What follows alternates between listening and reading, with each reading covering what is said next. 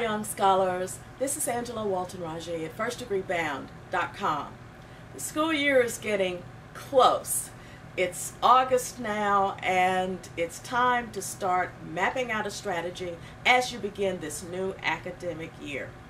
I want you to do something as soon as you can, if not the first day of school. I know it's a new schedule. You've got to figure out where things are and just determine how you're going to plan the school year and how you can get from one place to another in between class changes. It's new. I get it. But there's some things you need to do as soon as possible. Some of you I know in school have a different type of class schedule on different days of the week. So allow yourself the first day or so, or the first week, to see how that schedule is going to work for you and your own planning and your own timing. But as soon as you figured it out, immediately make an appointment to see your guidance counselor. I'll give you no more than a week to do it. It's very important.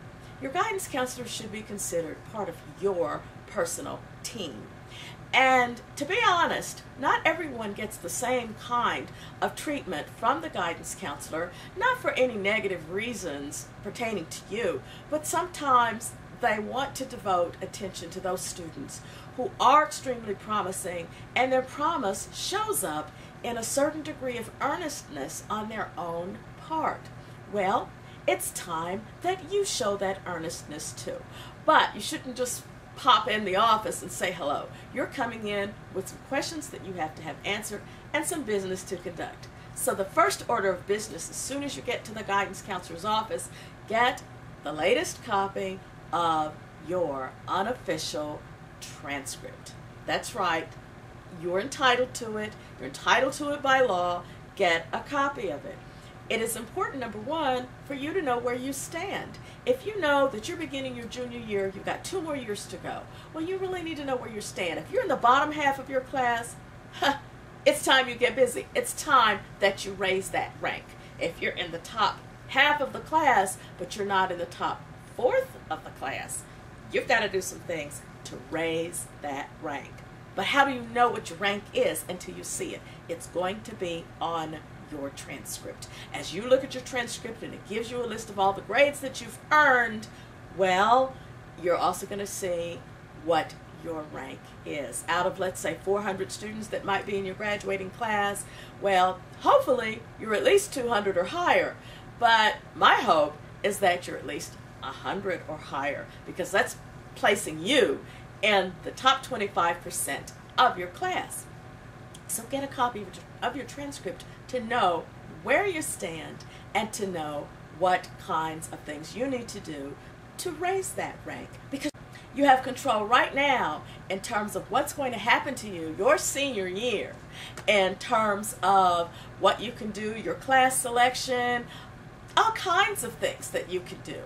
And it's very important that you fully understand you are in charge of your learning.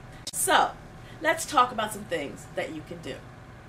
The first order of business is to get a copy, as I said, of your transcript. Second order of business is to find out what's the calendar for school visitations. Now, what do I mean about school visitations? I mean the calendar of colleges and universities that are coming to visit your high school. Yes, in case you haven't noticed, every year, every fall, a number of colleges and universities, some in the area, and you'd be surprised how many from outside the area also come to visit your high school to give a presentation to those students who are thinking about college, who are thinking about being college bound. Well, it's very, very important that you find out who's coming and when.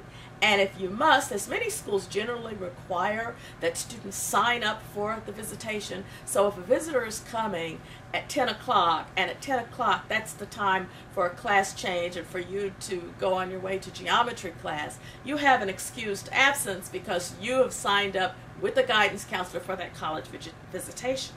Now, you might say, well, I'm a junior, I'm not going to apply until next year. If you're a junior, by all means, you need to be there.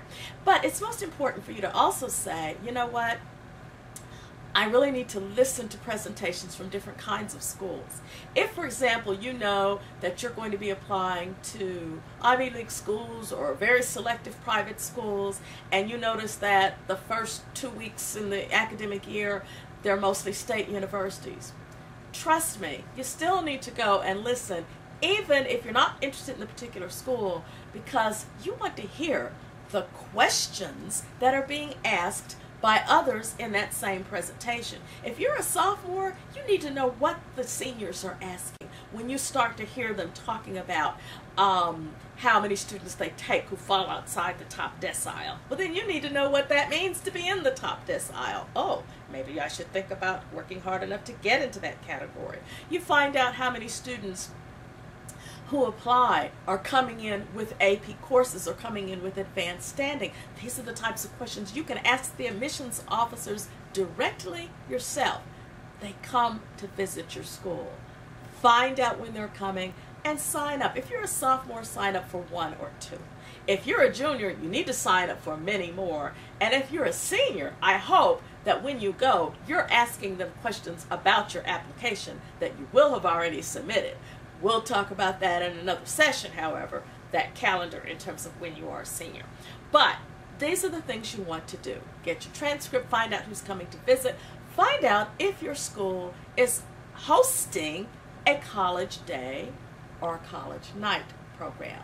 Some schools do this. Sometimes it's an evening event at your school. The same individuals who come and talk to you during the day, many schools sponsor their own college fair, and sometimes it's in the evening. If your school is hosting one, what better opportunity?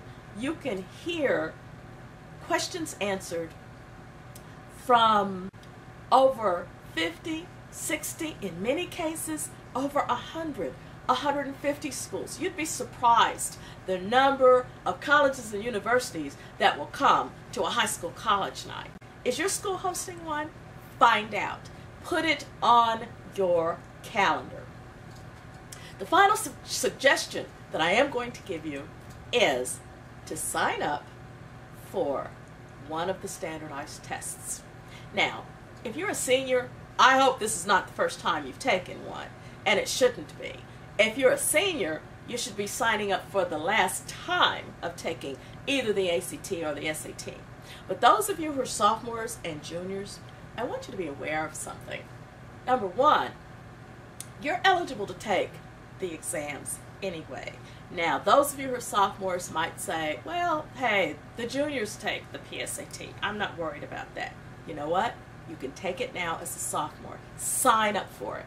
You know, you've often heard stories, and if you haven't, I'm sure perhaps your parents have heard stories about there being some sort of disparity between test scores on one ethnic group or another ethnic group. Well, oftentimes the students who are often cited as having the lower scores, you know, there's a reason sometimes for that that has nothing to do with a bias or the slant of the test. The fact is that if you're trying something for the 3rd or the 4th time, chances are you're going to perform much better than you did the very first time. Exposure, familiarity is what is going to give you an advantage. And quite often the test scores that are reported on a national level do not isolate those students who are all taking the same exam for the first time. There are many students who are taking, by the time you take it as a junior, they're taking it for the 2nd time as a junior. Well, then you should be one also. And by the time many students are taking it as a senior, particularly the SAT or the ACT, in many cases they are taking it for the 3rd time and sometimes the 4th. Now you may say, gee, I can't afford to take the exam that many times. You know what?